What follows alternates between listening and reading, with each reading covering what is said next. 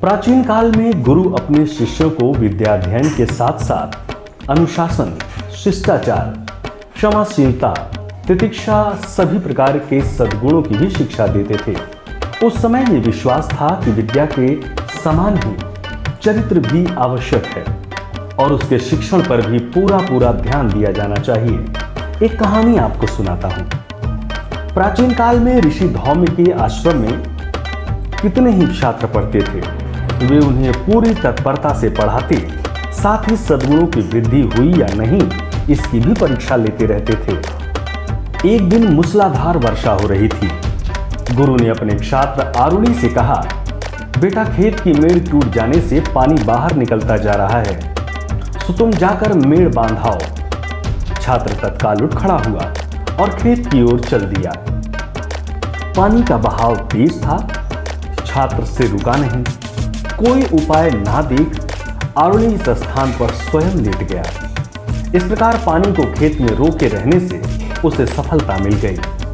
अब बहुत रात बीत जाने पर भी जब छात्र ना लौटा तो धौम्य को चिंता हुई और वे खेत पर उसे ढूंढने पहुंचे। देखा तो छात्र पानी को रोके मेड़ के पास पड़ा है। देखते ही गुरुजी का हृदय पसीज गया और उसने अपने शिष्य को गले लगा लिया। इसी प्रकार धौम्य ने अपने दूसरे एक शिष्य उपमन्यु को गाय चराते हुए अध्ययन करने की आज्ञा दी, पर उसके भोजन का कुछ प्रबंध न किया और देखना चाहा कि देखे वो किस प्रकार अपना काम चलाता है। छात्र भिक्षा मांगकर भोजन करने लगा। वो भी ना मिलने पर गौओं का दूध दूहकर अपना काम चलाने लगा। धौम्य ने कहा, बेटा उपमन्यु, छात्र के लिए उचित है कि आश्रम के नियमों का पालन करे, गुरु की आज्ञा बिना कार्य ना करे। छात्र ने अपनी भूल स्वीकार की और कहा कि भविष्य में भूखा रहना तो बात क्या है, प्राण जाने का अवसर आने पर भी आश्रम की व्यवस्था का पालन करूंगा।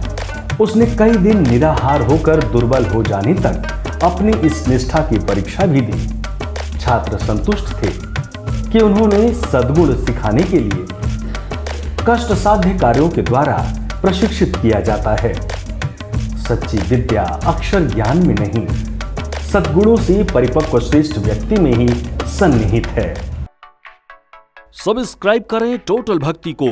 अब हमारे वीडियोस को सबसे पहले देखने के लिए बेल आइकन को दबाना ना भूलें।